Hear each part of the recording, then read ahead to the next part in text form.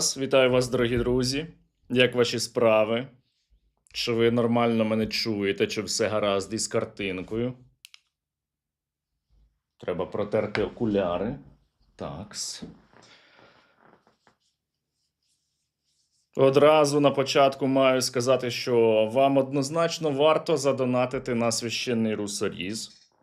Це дуже важливо. З понеділка ми покажемо дещо прекрасне. Ось, якщо хочете це побачити, то, звісно, закиньте 2 гривні. На цей канал, на мій канал, підписано 2 мільйони 100 плюс тисяч людей. І якщо всі задонатять одночасно по 10 гривень, то ми зберемо більше, ніж 21 мільйон, за що можемо купити, від 500 до 1000 дронів, в залежності від типу, для винищення російських окупантів. От. Ну, а сьогодні ми із вами Окей. Ну, а сьогодні ми з вами поговоримо про відносини України та Польщі, які зараз переживають, відверто кажучи, кризу у зв'язку із поведінкою польського президента Кароля Навроцького, та про Білорусь, звідки готується нападіння. Я навіть карту приготував. В мене є 500 позицій, по яких Україна може вдарити у разі, якщо Білорусь вирішить знову втягнутися у війну проти України. Тому що давайте не забувати, що все ж таки Білорусь є агресоркою за визначенням міжнародного права. От я вивчав міжнародне публічне право і, зокрема, писав свою магістерську роботу на тему міжнародного гуманітарного права і воєнних злочинів. Ось, і коли одна держава надає свою територію військам іншої держави для нападу на будь-яку країну, будь-яку державу, то це агресія. Тобто зараз ми можемо казати, що проти України щонайменше вчинили злочин агресії 2 держави. Це Російська Федерація і Білорусь. Ви можете сказати, що є ще КНДР? Тут, на жаль, не можна сказати з точки зору міжнародного права, що КНДР вчиняє агресію проти України в класичному розумінні, хоча скоріше так, аніж ні. Бо війська КНДР воювали проти Збройних сил України виключно на території Російської Федерації, якщо ми говоримо про сухопутні бої. Однак наша розвідка має підтверджені дані про те, що оператори дронів КНДР атакують українців, українські міста та села за допомогою безпілотників, перебуваючи на території Курської області. Ось таким чином вони здобувають бойовий досвід, а це вже використання регулярної армії проти нас, проти наших сил, проти наших цивільних на нашій території. Ось. Але це взагалі цікаве питання, до речі, чи можна розглядати КНДР країною-агресоркою, навіть виходячи з того, що бойові дії тривали там сухопутні на території Курської області. Іран. Ні, Іран не є в класичному розумінні країною-агресором, тому що Іран так постачав озброєння до Російської Федерації, але не відправляв свої війська, не здійснював безпосередньої агресії своїми військами проти України. Крім обмежених випадків, коли іранські військові на початку війни брали участь у запуску шахедів проти України і навчали цьому росіян. Однак така дуже обмежена присутність, це під питанням. Тому в класичному розумінні ні, Іран не є країною-агресором, але дуже близько до цього і точно не є дружньою до нас країною. Проте, на мій скромний погляд, юриста-початківця, норми міжнародного гуманітарного права, зокрема в частині визначення злочину агресії, мають бути переглянуті. Та й зрештою, зараз так багато викликів в збройних конфліктах, і вони бувають настільки, скажімо так, нового типу, що точно це потребує нормативно-правового врегулювання. Тому побачимо. Але ми сьогодні з вами будемо говорити ж не про це. Та, це я вже зачепив так тему Білорусі, тому почав говорити про те, що Білорусь є країною-агресоркою. Давайте поговоримо спершу про Польщу. Про провокацію, яку влаштував президент Польщі Кароль Навроцький. Мені дуже прикро, одразу маю сказати, мені дуже прикро бачити все, що зараз чинить польська влада по відношенню до України. Ось тому, що це явно не дружні стосунки, це певною мірою навіть шовінізм. Ось і ні до чого хорошого це не призведе. Тим паче, що ворог у нас один, і цей ворог мріє захопити як Україну, так і Польщу. Я вип'ю поки води, а ви задонатьте на Русоріз. І, до речі, можете ще підписатися на мій канал. Це теж не буде зайвим. А ще я вам рекомендую на мій телеграм підписатися, щоб бути в курсі останніх актуальних новин. Ну і, наприклад, дивитися чудові відео ударів по Москві, які в мене з'являються одні з перших.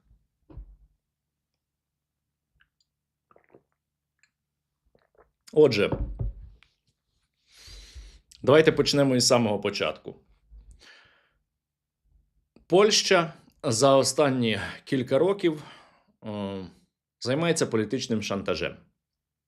Будемо називати речі своїми іменами. В якому плані? Польща постійно вимагає від України щось, що, на її думку, вона має право вимагати від нас. Можна згадати неадекватне блокування кордону. В той час, як наша країна бореться за своє виживання, і логістика для нас є життєво важливою. Та? Можна згадати численні заяви про те, що ми не маємо права так чи інакше називати свої вулиці, ставити пам'ятники тим чи іншим українським діячам, постійні спроби втручання у нашу внутрішню політику, що насправді теж складно назвати там дружнім ставленням до нашої країни. Ось. Було дуже багато дуже маніпуляційних заяв щодо подій там 70, 80 і більше річної давнини. Ось. Заяви про Волинь, про те, що Україна має вибачатися, вони ж з'явилися не вчора. До речі, маю сказати, що свого часу Українська Верховна Рада, коли, здається, Янукович був президентом, проголосувала за те, щоб визнати Волинську трагедію актом геноциду проти поляків з боку українців. І частина з цих народних депутатів досі сидить у Верховній Раді, але мова не про те. Апогеєм стало те, що ультраправий політик польський, колишній голова, до речі, Польського інституту національної пам'яті Кароль Навроцький прийшов до влади. І він почав все більше і більше робити антиукраїнські заяви, ось, які вилилися в той конфлікт, який зараз ми вже із вами спостерігаємо. До речі, задонатьте на Русоріз, це важливо. Ось, після того, як президент України Володимир Зеленський присвоїв одному з підрозділів Сил спеціальних операцій України почесне найменування воїнів УПА, то Кароль Навроцький почав погрожувати тим, що він відбере у президента України орден Білого Орла. Засідала потім капітула цього ордену, яка мала ухвалити рішення щодо позбавлення президента України цього ордену. Я про це записував відео ось у себе на каналі. І вчора ввечері президент Польщі Кароль Навроцький все ж таки оголосив своє рішення, і він позбавив президента України Володимира Зеленського ордену Білого Орла. Ну, як позбавив? Це ще не остаточно. Ось, це ще не остаточно, тому що має за це рішення проголосувати ще прем'єр Польщі Туск. Однак цей жест, він дуже демонстративний. Дуже демонстративний, ворожий по відношенню до України і просто, такий, як би це так коректно сказати, щоб нікого не образити. Це відверта провокація і свідомий крок на те, щоб погіршити відносини між Польщею та Україною. Ось, Навроцький, яким би він не був, не може не передбачати, що така його дія матиме виключно негативні наслідки в українсько-польських відносинах. Ні до чого хорошого це глобально не призведе. Значить, він заявив учора, коли оголосив це рішення: я хочу наголосити, що це рішення не спрямоване проти українського народу. Воно не змінює стратегічного напрямку польської політики безпеки. Ми підтримували і продовжуємо підтримувати Україну, бо знаємо, що російська агресія становить загрозу для Польщі та всієї Європи.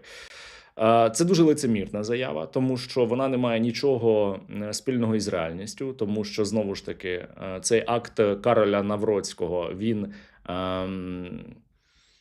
зруйнує елементи співпраці між Україною та Польщею. Чому елементи, а не систему? Тому що минулі дії Польщі, зокрема з блокуванням українських кордонів, вони вже зруйнували систему польсько-українських відносин. Ось, і тому, що Кароль Навроцький просто зробив відверто лицемірну заяву. Адже орден Білого Орла, найвища державна нагорода Польщі, надавалася президентові Зеленському як нагорода для українського народу, а не персонально для президента Зеленського. Відповідно, це позбавлення ордену українського народу, а не тільки президента України Зеленського. І Зеленський, власне, приймав цей орден для українського народу. Ну і, власне, далі пішла низка відповідних дій від інших українських посадовців. Керівник Офісу президента Кирило Буданов відмовився від Золотого офіцерського хреста ордена за заслуги перед Польщею. Потім голова Міністерства закордонних справ України Сабіга також відмовився від ордену за заслуги перед Польщею. Посол України у Польщі Василь Бондар відмовився від своєї нагороди кавалерського хреста ордена за заслуги республіки перед Республікою Польща. От, що було зроблено абсолютно правильно. Я знаю, що і президент України, п'ятий президент України Петро Порошенко отримував польські державні нагороди, незалежно від того, чи він в опозиції до влади, чи має якусь іншу позицію. Йому варто, я думаю, теж було би відмовитися від нагороди, яку він отримував від Республіки Польща, тому що зараз ми говоримо не про президента Зеленського, і не про якусь політичну постать. Те, що зробив Кароль Навроцький, це жест демонстративної зневаги проти усіх українців. Відповідно, усі українці мають надати цьому свою оцінку, в тому числі і шляхом відмови від державних нагород Республіки Польща. Ми не починали цей конфлікт. Ця провокація інспірована виключно польською стороною.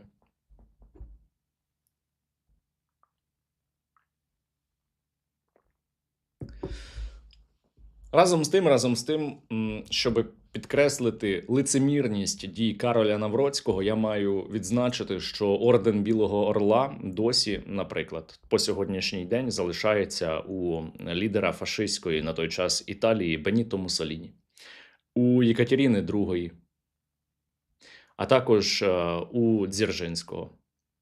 І нічого не муляє Каролю Навроцькому, він чомусь не скликав капітулу ордену для того, щоб позбавити їх, оцих діячів, якщо так можна висловитися, ордену Білого Орла. А от президента України Володимира Зеленського позбавив. Це дуже показово, дуже показово. Власне, ніхто не має права диктувати Україні, кого ми можемо вважати своїми національними героями. Українці ніколи не розповідали полякам, кого ті мають шанувати. І, в принципі, так і має бути навіть з точки зору міжнародного права. Тому що в міжнародному праві є такий принцип, називається невтручання у внутрішні справи іншої суверенної держави. А те, що робить Польща, це саме спроба втручання у внутрішні справи іншої суверенної держави. Знаєте, хто ще займається втручанням у внутрішні справи інших країн? У нас є східний сусід, який почав війну проти України. Звісно, це не можна прямо порівнювати, робити лінійне порівняння між діями Росії та Польщі, так? Але і там певний вид шовінізму лежить в основі зовнішньої політики щодо України. У росіян просто він більш агресивний, але і те, і інше – це шовінізм. Якщо говорити про Польщу, то у них же ж теж є національні герої, які вчиняли відверті злочини проти українців. якби ми діяли дзеркально, то ми мали би вимагати від Польщі скасувати найменування вулиць на честь, ну, наприклад, Йозефа Пілсудського. Ми мали би казати, що Польща має знести пам'ятники Пілсудському. Чому? Ну, тому що Пілсудський зрадив Українську Народну Республіку під час Ризького миру 1921 року, з якою укладав перед тим союз. Він визнав УРСР. Ось, і це було однозначно зрадливим актом щодо українців. Крім того, Пілсудський віддавав наказ про проведення політики пацифікації, в тому числі й політика пацифікації могла бути однією із причин в подальшому Волинської трагедії. А під час пацифікації українців били, вбивали, катували за те, що вони були українцями, змушували виголошувати слова на підтримку польської влади і так далі. Ось, але ми не вимагаємо від Польщі знести пам'ятники Пілсудському чи перейменувати вулиці, тому що це польська національна пам'ять, їхні національні герої, і ми туди не ліземо. Та? І робимо абсолютно правильно, як на мене. Бо, ну, взагалі, знаєте, якщо країни Європи почнуть, дивлячись у минуле, вказувати одне одному, хто як має називати вулиці, хто які пам'ятники має ставити, хто що має робити, то ну, треба нову війну починати всередині Європи, щоб всі воювали з усіма.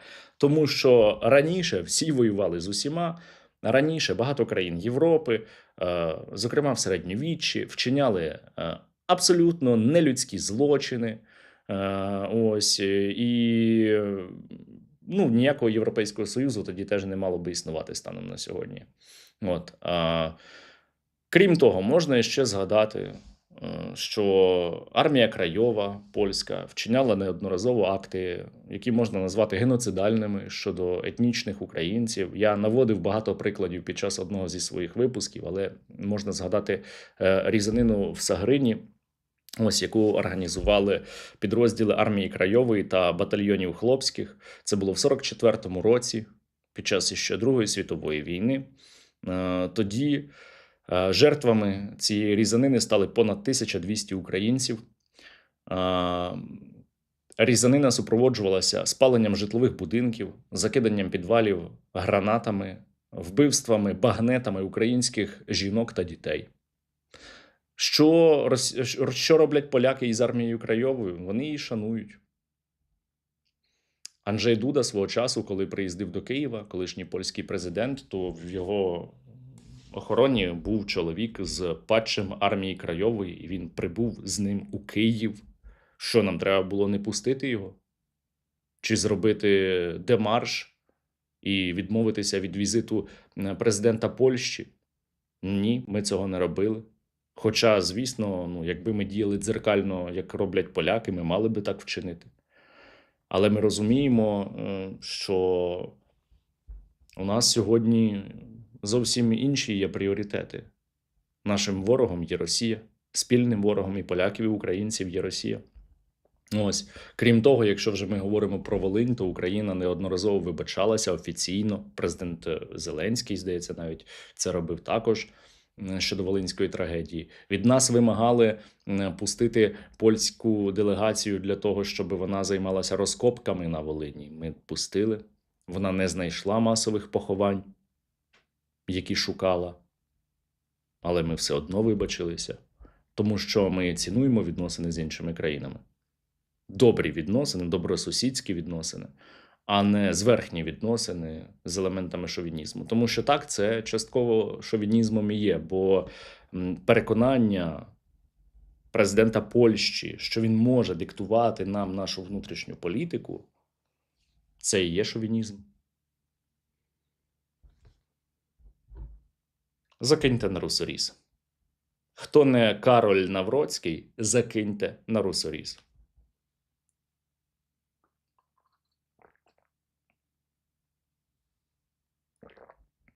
Зараз, до речі, поляки ж вимагають їх до переговорів допустити з Росією, ну, щодо російсько-української війни. Ну, як ми їх допустимо, коли вони отак себе поводять? Відкрите питання. Особисто я вважаю, що президент Зеленський вчинив гідно, коли він не реагував на ультиматум, на вимогу Кароля Навроцького і не скасував почесне найменування для підрозділу ССО на честь героїв УПА. Тому що давайте поставимо питання, як би він виглядав, якби він це зробив. Та от уявімо, що ми там знову вирішили прогнутися перед нашим сусідом, яким би він цінним для нас не був, і стали би робити те, що він вимагає. Та? Ну, в такому випадку, в очах поляків, президент України Зеленський виглядав би як той, на кого можна тиснути, кого можна змушувати щось робити або не робити елементами шантажу, за допомогою шантажу. Чи так має виглядати український президент? Однозначно ні, президент України так не повинен виглядати в очах міжнародної спільноти і перед поляками так точно. А як би президент України виглядав для українців? Він би виглядав під час війни за наше існування, а це дуже важливий такий нюанс, про який не варто забувати. Він би виглядав як президент, який прогнувся перед лідером іноземної держави. Чи поважали б такого президента українці? А він президент України? Звісно, ні. Тому, якби президент України Зеленський погодився з вимогами Кароля Навроцького, він би виглядав слабким для усіх. А слабких, як ми бачимо, ніхто не шанує у сучасному світі. Тому президент України Зеленський зробив усе правильно. І ще про Навроцького. Учора Кароль Навроцький зустрівся із Джорданом Барделою, євродепутатом, який належить до партії французької крайньоправої популістки проросійської Ле Пен, яка бере російські гроші і так далі, і так далі. Я думаю, ви чудово знаєте, про кого я кажу. І його не муляло це. Тобто він зустрівся з тим, кого спонсорує країна, яка погрожує також бити по Польщі, атакувати Польщу, яка вже атакувала Польщу. Зрештою, давайте теж не забувати, що російські безпілотники вторгалися у повітряний простір Польщі і її атакували. Не випадково, так?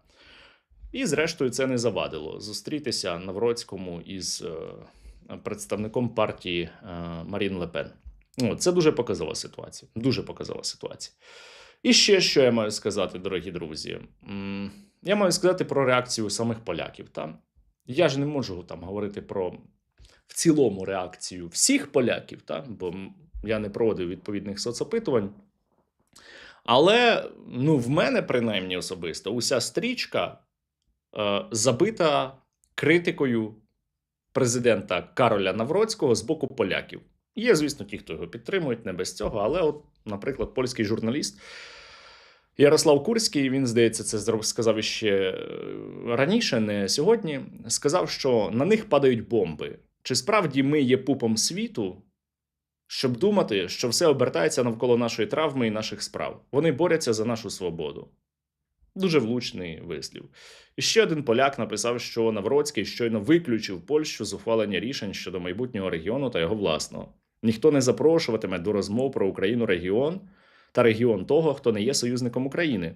Вирішуватимуть німці, французи, британці. Він виключив нас із контрактів на відбудову України, виключив нас із обміну військовими технологіями з Україною, виключив нас із кола серйозних держав, бо таких дурних жестів не роблять під час війни. В чиїх інтересах він все це зробив? Він зробив це в інтересах Росії. Власне, Дмитрій Медведєв подякував Каролю Навроцькому, написав пост на його підтримку, і це теж дуже показово. Без коментарів. Я більше коментарів поляків лишав у себе в Телеграмі. Підписуйтесь на нього, якщо раптом ви цього теж не зробили. Там дуже багато оперативно з'являється новин. Ось, рекомендую це зробити. Посилання буде і в закріпленому коментарі, і в описі до цього відео. А ще рекомендую вам налаштувати спонсорство у мене в Ютубі. Є окрема кнопка для цього. Ну і теж на канал підписатися. І на Русоріз задонатьте.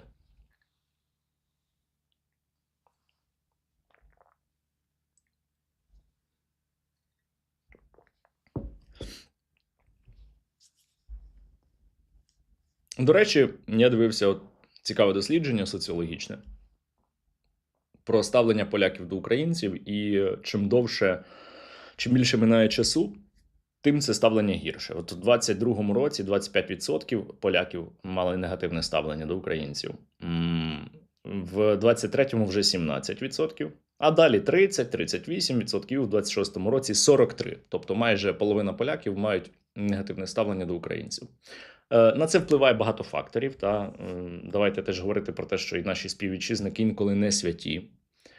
І новини про те, що хтось з українців щось зробив у Польщі, там порушив закон, заїхав на охоронювану територію, тощо, вони розлітаються миттєво по соцмережах, і це не додає нам позитиву як нації.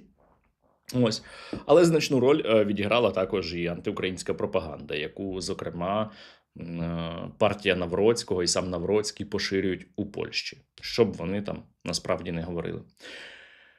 Я можу рекомендувати українцям у Польщі переїхати звідти, краще повертатися до України, ось, тому що вас там ніколи не будуть шанувати. До вас завжди буде ставлення як до другого сорту. І це стосується насправді не тільки Польщі, це стосується будь-якої іншої країни. Ви завжди будете людьми номер 2 в інших країнах. А тут в Україні ви завжди будете українцями, які можуть впливати на свою державу і визначати, якою вона буде далі. Давайте тепер поговоримо про Білорусь. Так, друзі, ваші питання я бачу, коментарі бачу. Поки що на них не буду відповідати пізніше, в кінці. В мене є ще питання від аудиторії, яка підписана на мою монобазу і має доступ до мого закритого секретного каналу. Підпишіться на монобазу Русорізу, для того, щоб теж туди потрапити. Тим паче, що там ми зараз запускаємо цікаву функцію. Я можу записати відеопривітання за донат на Русоріз. Ось, але для того, щоб це отримати, ви маєте бути щонайменше підписані на монобазу. Але привітання за окремий донат. Але доступ до цієї функції взагалі можна отримати тільки будучи підписаним на монобазу нашого фонду, монобазу для Русорізу. Давайте тепер поговоримо про Білорусь. Повний непрофесіоналізм нашої влади спровокував цей конфлікт. Ой, ну звісно, так, це українська влада винна в тому, що поляки ставляться шовіністично до українців. Шановний мій помічник по СММ, заблокуйте цього дурачка. Заблокуйте його.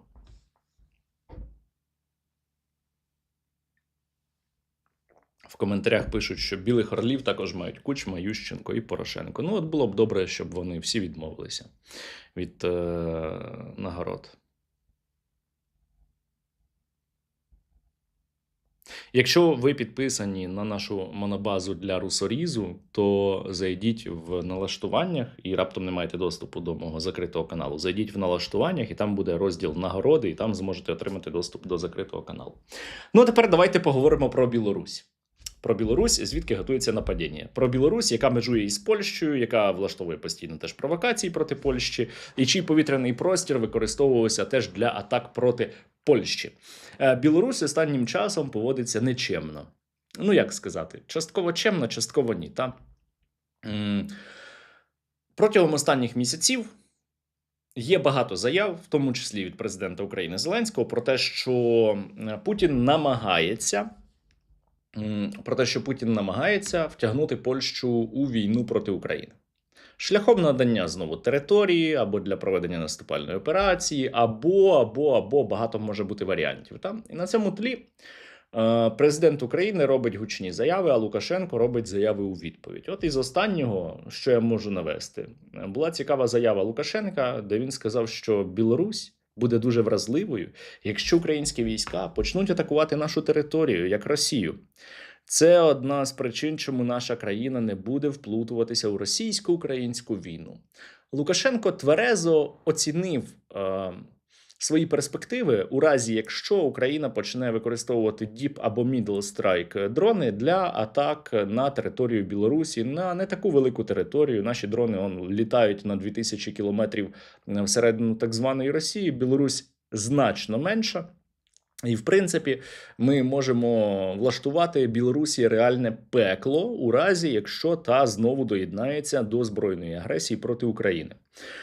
Ось. Але справа в тому, що Білорусь вже певною мірою це робить, про що я трошки пізніше скажу. А, Маю також нагадати, що раніше Лукашенко говорив, що Україна програє війну за 3-4 дні, у разі якщо Росія почне повномасштабне вторгнення. Зараз вже пішов 5-й рік повномасштабного вторгнення. Україна досі стоїть. Багато в нас є проблем, безперечно, які поступово вирішуються, десь не вирішуються, на жаль, та теж ніде правди діти. Але Україна стоїть, бореться і робить те, у що не те, що світ не вірив, а й ми самі в себе настільки не вірили, наскільки зараз Україна може серйозно бити по Росії, завдавати їй стратегічних збитків. І якщо завтра ми знову не будемо бомбити Москву або не підірвемо Кримський міст, то я зроблю ще один стрім про те, що Україна ламає зараз ситуацію у війні. Тому підпишіться на канал, щоб його не пропустити. Тим паче, що коли в Росії почнеться громадянська війна, вона почнеться. Коли росіяни почнуть вирізати одне одного, коли вони почнуть воювати між своїми регіонами, то я зроблю також етер, ми будемо пити вино. І щоб не пропустити цей прекрасний стрім, теж підпишіться на мій канал.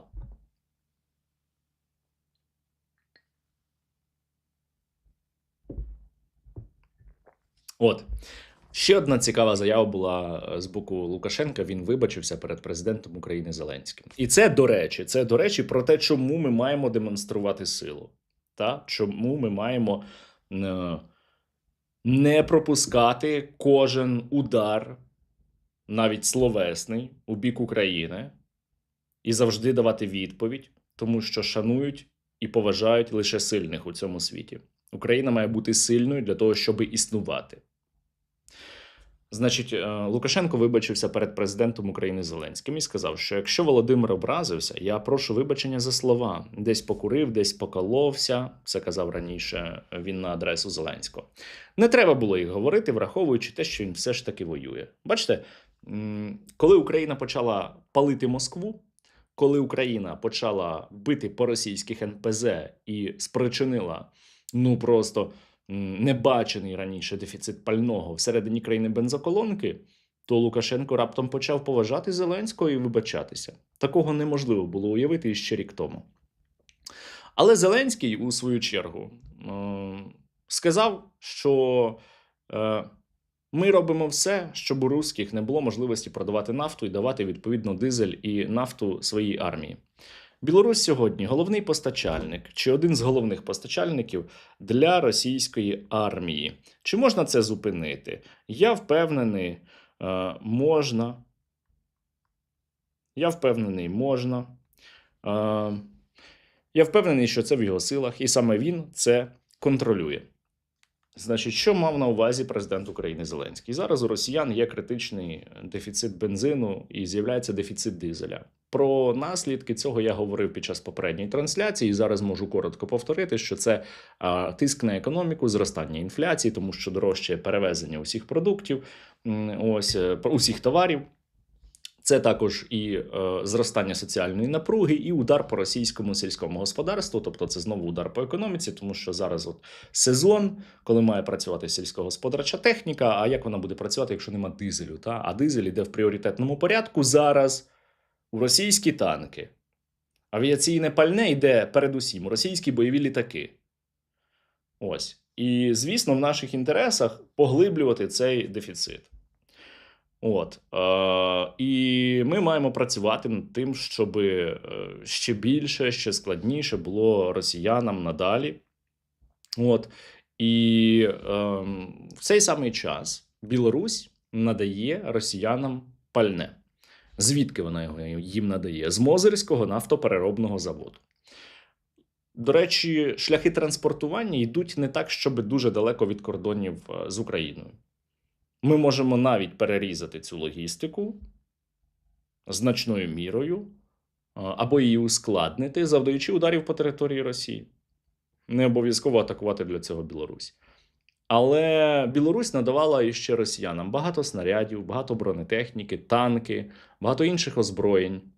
І вона має за це відповідати, я переконаний. Якщо навіть не сьогодні, то завтра, за рік, за 2, за 5. Але Білорусь має відповісти. Так само вона має відповісти за надання своєї території для агресії проти України.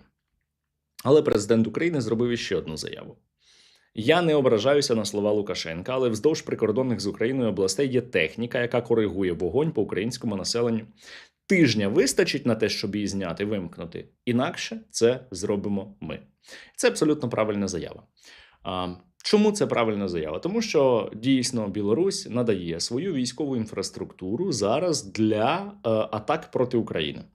Я не можу там дати коментарі про те, що зараз, наприклад, білоруські розвідувальні якісь засоби, техніка використовується для коригування ударів по Україні. Та я там не ознайомлений зараз з такими розвідданими, але я точно можу сказати, що Білорусь зараз, бо я це бачив на мапах повітряної обстановки, що Білорусь зараз надає свій повітряний простір, а також свою інфраструктуру для роботи шахедів, для атак шахедів проти нашої країни, зокрема у західних областях, на Волині, у Рівненській області, на Житомирщині також.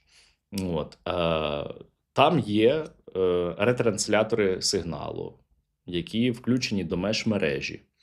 І росіяни мають можливість ефективніше атакувати нашу країну завдяки тому, що Білорусь надає свою інфраструктуру. А ще Білорусь надає прикордонний повітряний простір для того, щоб шахеди йшли ним і оминали нашу систему протиповітряної оборони. Це вже насправді елемент агресії. Надання повітряного простору для атак проти України можна розглядати як агресію, як акт агресії.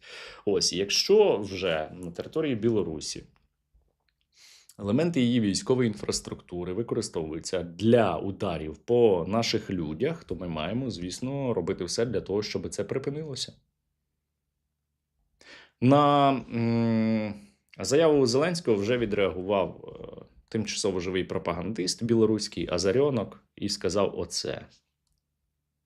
Що Білорусь надає свою інфраструктуру, а ще Білорусь і сказав ось оце. Тебе неделя, чтобы протрезветь. Тыжня. Уже слова не произносишь. Совсем уже охренел угрожать Александру Лукашенко. Не горить. Оно вздумало. Він точно не горить. Гнида.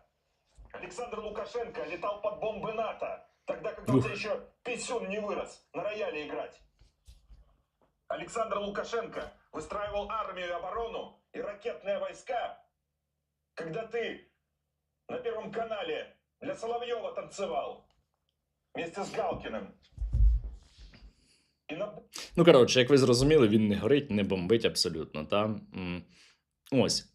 Тобто, Білорусь зараз все одно допомагає Росії. Та? Питання, чи Білорусь буде надавати ще більшу допомогу, це питання відкрите. І от я впевнений, що для того, щоб Білорусь не надавала більшої допомоги російським військам, ми маємо відповідати зараз вже.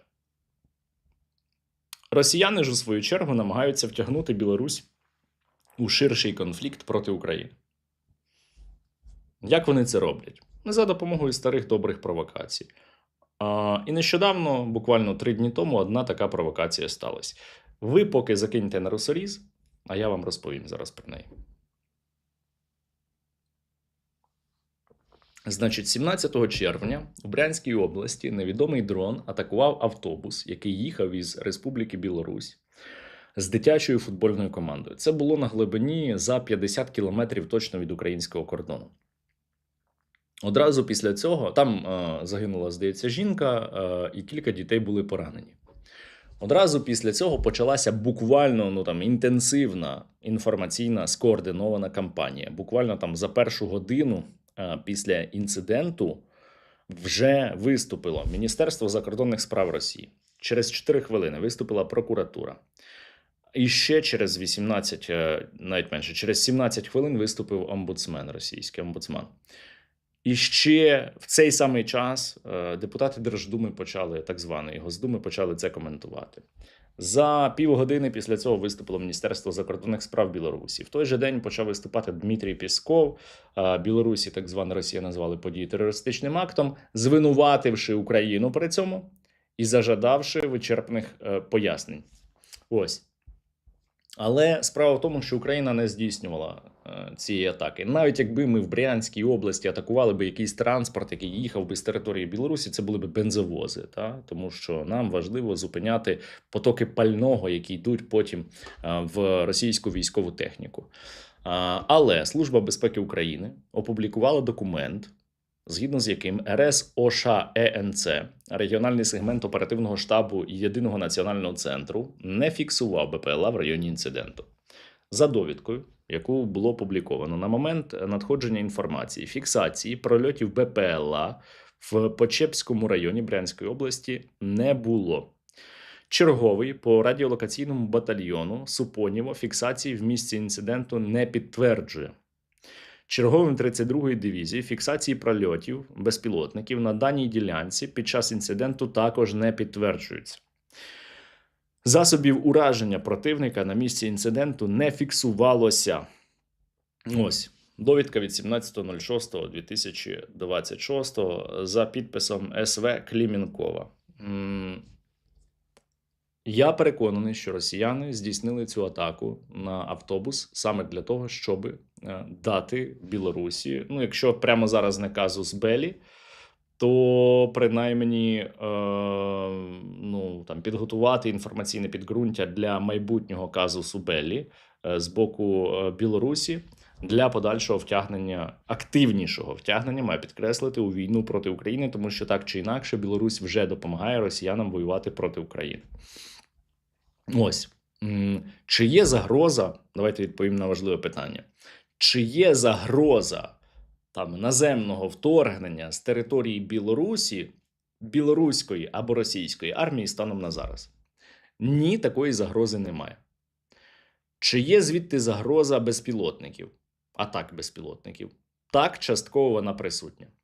Щодо загрози сухопутного вторгнення, якби, власне, дійсно була би така загроза, то ми би виявляли накопичення військ, сил та засобів у районах, які знаходяться поблизу України. Чи можуть росіяни розгортатися глибше на території Білорусі і потім здійснити марш для того, щоб розпочати атаку? В теорії можуть, на практиці ми також про це дізнаємося. Тому коли, у разі якщо на території Білорусі будуть накопичуватись будь-які війська, щоб в подальшому атакувати нашу країну, ми про це будемо знати завчасно, 100%. Але чи можна виключати майбутню агресію з території Білорусі знову? Ні, цього виключати не можна. І от що нам робити в цьому випадку? Звісно, в цьому випадку нам треба демонструвати свою спроможність, готовність застосувати силу.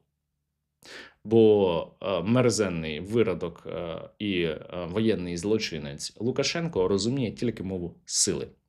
Якщо він буде боятися нас більше, аніж впливу Путіна, то він не погодиться на те, щоб в тій чи іншій формі ще більше вв'язатися у війну проти України. От і все. Тому я вважаю також, що президент України Зеленський усе правильно робить. До речі, я рекомендую вам ще спонсорство у мене на Ютубі налаштувати. Це можна зробити теж за посиланням в описі або в закріпленому коментарі. І ще момент. Я тут прочитав в коментарях про мою цитату, де я різко критикував президента України Володимира Зеленського і навіть порівнював його свого часу з Януковичем. Я відповім, мені не складно це прокоментувати. Я свого часу вже коментував і свої фотки в совєтській формі, розповідав про те, що я був зросійщеним, і це було до російсько-української війни, мені було 15 років, і тоді в навчальних закладах, де я був, і в школі, і в коледжі, нас одягали отак, ми робили сценки до Дня Побєди, і тому я одягав ту форму. Чи я про це шкодую? Ні, я про це не шкодую, тому що я був жертвою тієї пропаганди і зросійщення, яка була в нашій країні. Але я радий, що зі мною більше цього немає. Власне, я можу зараз прокоментувати також і свої ранішні слова щодо президента України Зеленського. Це був, здається, 20-й або 21-й рік. Тоді була активізація переслідування мене за самозахист, в тому числі і з боку Медведчука, і з боку Авакова, але не тільки. І це я говорив під час одного з судових засідань. І дійсно тоді відносини між мною та президентом України Зеленським були вкрай поганими, і було багато об'єктивних претензій з мого боку. Зрештою, мене там закривали і до СІЗО. Але станом на зараз у нас триває велике повномасштабне вторгнення, війна за існування нашої країни.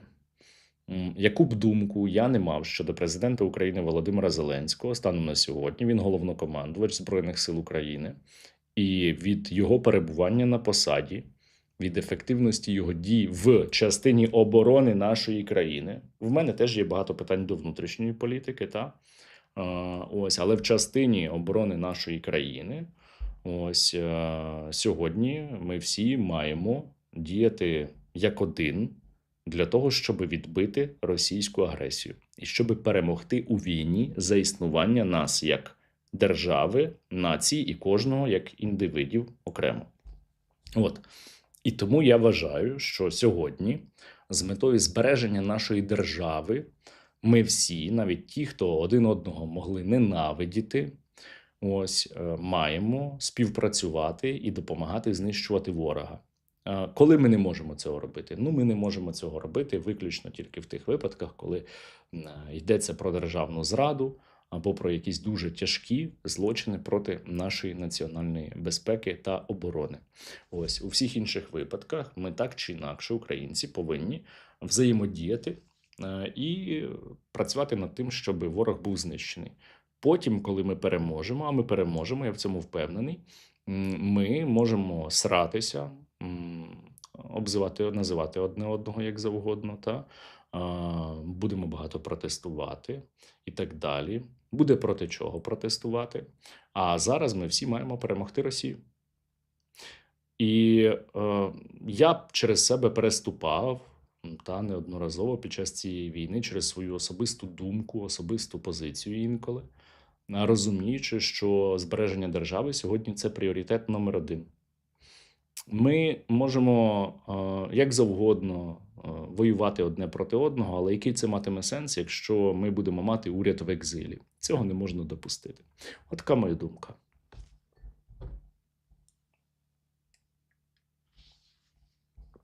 Можливо, ми навіть на шортс виріжемо цей фрагмент і викладемо. Такс. Тепер питання, які мені в першу чергу могли поставити люди, які є в моєму секретному каналі, доступ до якого можна отримати, підписавшись на монобазу нашого фонду, на монобазу для русорізу. Питання номер 1. Як ви гадаєте, чи є суто елементом внутрішньої політики Польщі завоювати голоси ультраправої проросійської пастви, чи, як каже Кулеба, пограти м'язами на зовнішньополітичній арені? Ні, я вважаю, що поведінка Польщі не є суто внутрішньополітичною виставою та спрямованою на польських виборців, хоча не без цього, звісно, бо можна згадати, що раніше той самий Кароль Навроцький казав, що не варто втручатися в рішення українців, в тому числі щодо найменувань на честь героїв УПА. Але це іще дуже великий прояв шовінізму, як я раніше вже казав, бо втручання у наші внутрішні справи – це саме шовінізм, зверхнє і певною мірою навіть імперське ставлення до України. Чи є сенс погрожувати Білорусі? Ми ж не будемо атакувати їхні НПЗ, виходить просто пусті слова. Слухайте, давайте не будемо казати, що ми будемо робити, а що ми не будемо робити, поживемо, побачимо. Я би в час війни точно не казав би, що ми будемо робити, а що не будемо, бо можливо все, що завгодно, але точно має сенс ставити Білорусь на місце, щоб вона далі не допомагала активніше росіянам вести війну проти України і щоб припинила робити це зараз. Чи буде операція «Картопляна павутина»? Мається на увазі, чи будемо ми здійснювати якісь дії дійсно всередині Білорусі для того, щоб нейтралізувати загрозу, яка може бути для нас. Дорогі друзі, для того, щоб не годувати зараз будь-яку пропаганду, я утримаюся від відповіді, але маю вам нагадати, що за нез'ясованих обставин невідомі добрі люди якось атакували літак дальнього радіолокаційного виявлення А-50 за допомогою FPV-дрона на території Білорусі.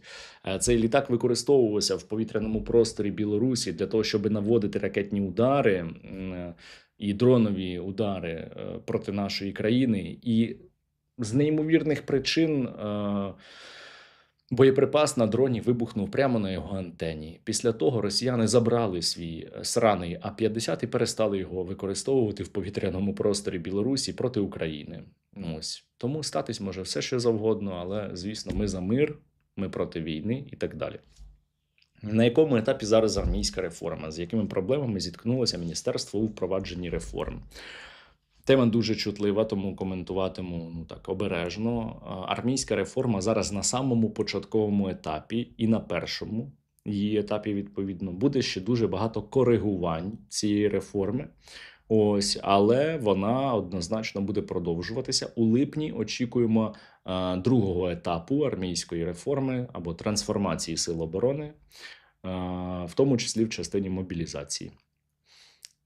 Яку мову ви вивчаєте на Duolingo? Англійську вивчаю, дуже активно вивчаю останнім часом англійську, бо стає більше міжнародних контактів.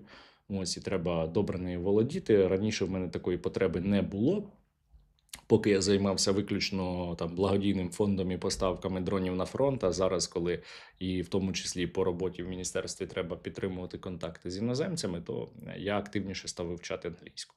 Я витрачаю в середньому півгодини на день в Duolingo. Тобто я не одне завдання там роблю, просто щоб продовжити відрізок. Були часи, коли я годину витрачав на день в Duolingo, але я також маю і репетитора з англійської.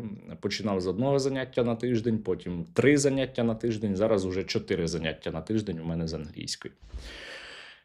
Як, на вашу думку, має вчиняти зараз Зеленський із поїздкою до Гданська? Да, це цікаве питання. В Гданську має відбутися, якщо не помиляюсь, конференція з відновлення. І зараз під великим питанням, чи поїде туди президент України Зеленський, і чи поїдуть туди інші представники України, які мали поїхати, там урядовці, представники обласної влади. Я не буду зараз давати там порад Зеленському. Я думаю, він прекрасно розбереться і без моєї поради, що йому робити в питанні поїздки до Гданська. Але напевно скоріше ні, аніж так.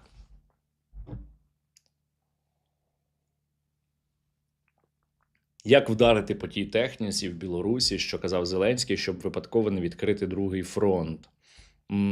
Та слухайте, а що ви думаєте, що якщо ми вдаримо по техніці, яка використовується для агресії проти України з території Білорусі, то Білорусь відкриє другий фронт проти нас? Ні, не відкриє. Якщо ми точково завдамо ударів, Білорусь, може там трошки посмердіти, але вона не буде розпочинати повномасштабних бойових дій проти нас, бо вона знає, що з нею станеться після цього.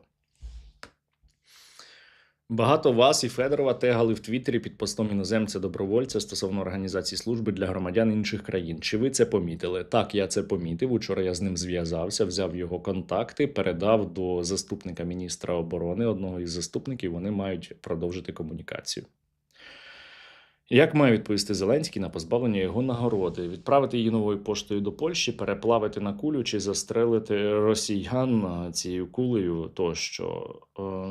Та я думаю, йому не варто публічно це коментувати. А як це коментувати? Президент Кароль Навроцький влаштовує свідому провокацію. Все, що скаже Зеленський проти цього, він використає для своєї внутрішньої пропаганди, для посилення своїх політичних позицій і в подальшому для того, щоб посилити позиції своєї політичної партії. Я, напевно, думаю, не варто це коментувати зараз президентові Зеленському. Все і так зрозуміло. Він, напевно, все ж таки прокоментує, бо його рано чи пізно про це запитають журналісти. Але я би утримався від якихось дуже, розгорнутих коментарів. Тут все зрозуміло, як на мене. Чи мають попередні президенти повертати нагороди? Вважаю, що це безглуздо. Я про це говорив, я вважаю, що мають, тому що питання не про президентів, не про політичну позицію. Питання в тому, що ми всі українці. Те, що зробив Навроцький, це образа всіх українців. Це зневажливе ставлення до української нації. Бо орден отримували українці, та формально президент Зеленський, але це за подвиг усього українського народу. Ось, і тому всі представники українського народу мають продемонструвати свою позицію. Це дуже важливо. Цікавить питання, чи готуються альтернативні маршрути постачань допомоги, наприклад, через Румунію, бо з такими сусідами треба завжди мати план Б. Ну, дивіться, дорогі друзі, ця інформація точно не для публічних обговорень, але у України більше, ніж один сусід. В подальших частинах армійської реформи будуть враховані зауваження щодо поточної її форми. Цікавить ваша думка як радника в сфері безпілотних технологій щодо виплат операторам. Як часто кажуть, що третина уражень припадає саме на безпілотні системи? Так, дивіться, звісно, частина реформи буде ще коригуватися, і це нормальний процес. Ось, ніщо ніколи не буває ідеальним одразу, а тим паче в умовах війни, а тим паче в умовах, коли у нас дуже важка економічна ситуація, тому точно будуть ще якісь коригування. Що стосується виплат українським операторам БПЛА, ну я не можу коментувати це раніше міністра чи раніше профільних заступників, але я припускаю, що ті виплати, які зараз були озвучені, це не остаточна інформація. Можливо, ймовірно, будуть зміни. Але я в цьому, звісно ж, не впевнений, не знаю і так далі. Ось. Отак. Дорогі друзі, я бачу, що в нас стрім дивиться багато Каролів Навроцьких. Чому я так вважаю? Тому що всі, хто не Кароль Навроцький, мають задонатити на Русоріз. А в нас не так, щоб дуже багато донатів додалося за час нашої трансляції, а я вас прошу, закиньте. Якщо всі закинуть по 1 гривні, ми за один момент зберемо 2 мільйони 100 тисяч. Якщо всі підписники каналу закинуть. Ставте ваші питання, на деякі, можливо, відповім. Але з часом у мене вже не дуже одразу попереджаю.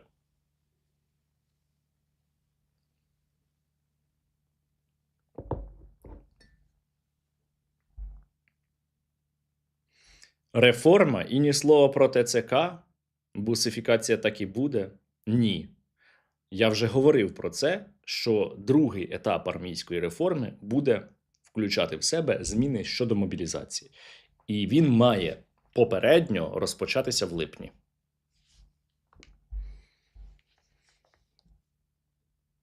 Як думаєте, до цієї ситуації з Польщею може бути замішана Московія? Я би цього не відкидав. Можливо, Навроцький має з росіянами якісь контакти. Чому б ні?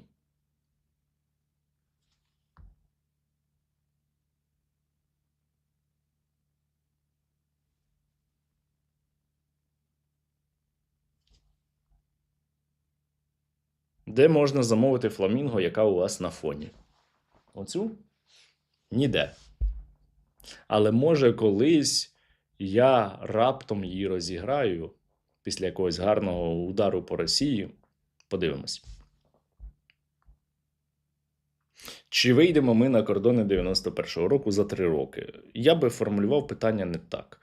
Я би формулював питання так, чи можемо ми зруйнувати політичну систему Російської Федерації так, щоб вона була неспроможна ані продовжувати війну, ані далі утримувати тимчасово окуповані території України. І відповідь – так. І ворог нас сам змушує це робити, тому що він не збирається припиняти війну, заморожувати. І єдиний варіант його змусити – це почати валити його політичну систему, тому це пріоритетне завдання для нас. І це спричинить досягнення стратегічної перемоги України. Як давно ходив в кіно? Ой, ви знаєте, недавно був в кіно, але в понеділок зрозумієте чому.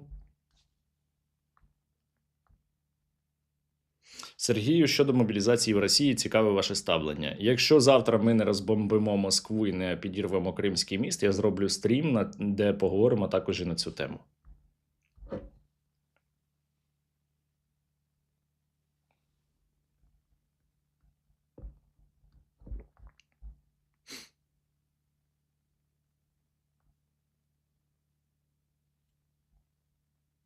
Чи буде подкаст зі збройовим лобістом? Можливо.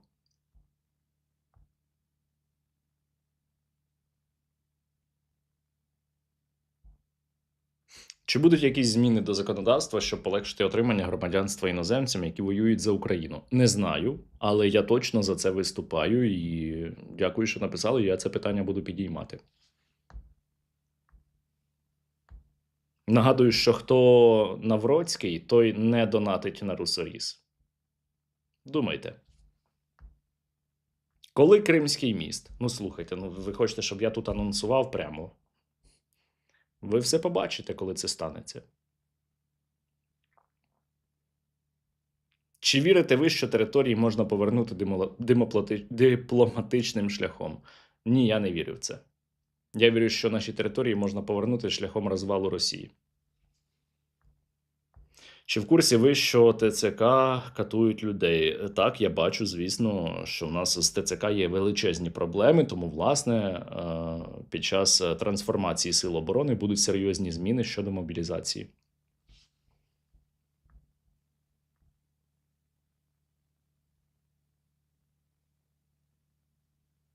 Прокоментуйте ситуацію навколо Криму. Що там буде влітку? Ну, може, завтра прокоментую. Підпишіться на канал, щоб не пропустити. Сергію, як задонатити з-за кордону? На Монобанку не вдається. Така проблема буває. Якщо у вас є така проблема, то це на стороні вашого банку. От я з Моно вже не один раз про це говорив.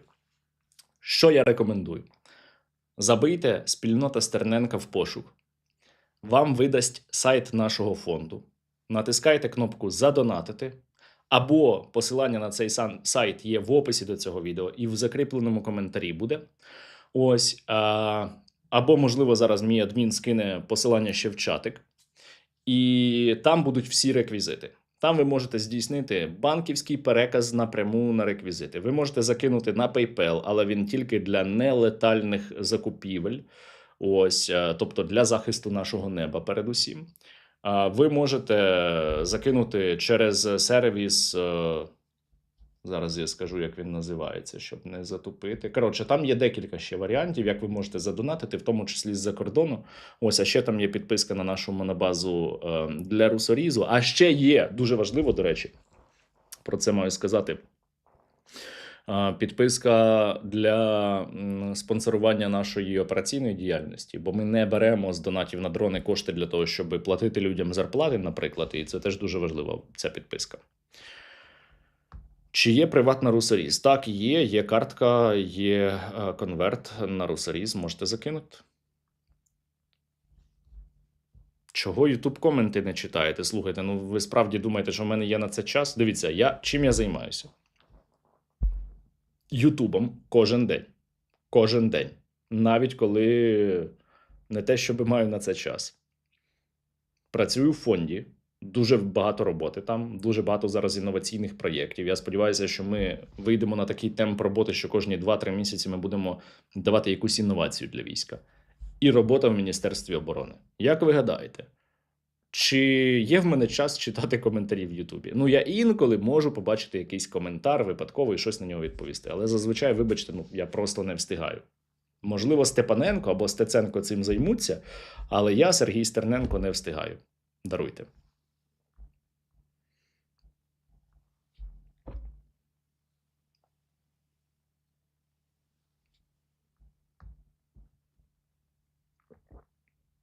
Чи буде подкаст із Михайлом Федоровим? Ну, це залежить від Михайла Федорова. Я його запрошував. Можливо, буде колись.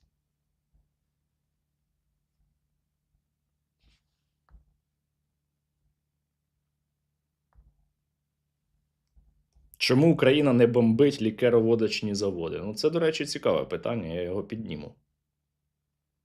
Так. Стерненко, ти оптиміст? Напевно, скоріше так, аніж ні, бо якщо бути песимістом, за наших обставин можна одразу виходити у вікно. Треба завжди давати собі якусь надію для того, щоб жити далі і працювати далі.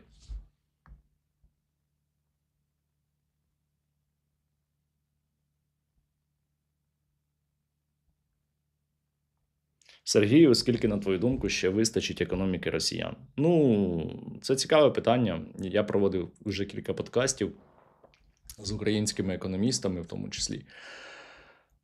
Ну, дивіться, це ж таке питання. Воно залежить багато від роботи політичної системи і не тільки. Ну, я би не хотів давати якихось конкретних оцінок. Можливо, в них обвал буде цього року, а може через 3. Хто його зна. Але більше ніж 3 роки я б не давав росіянам за нинішніх обставин. Багато ще ж залежить від зовнішньополітичних подій. Та сама ціна на нафту, он, подивіться, як конфлікт в Ірані вплинув на те, що росіяни стали набагато більше заробляти.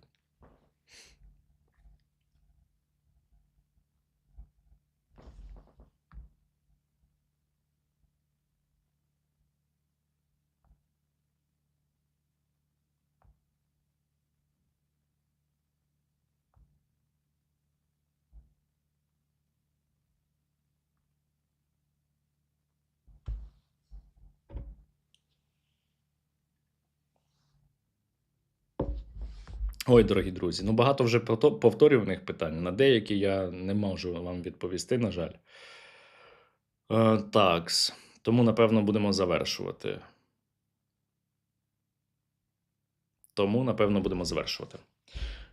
Так, я дякую вам за те, що ви сьогодні були, за те, що ви дивилися цю трансляцію.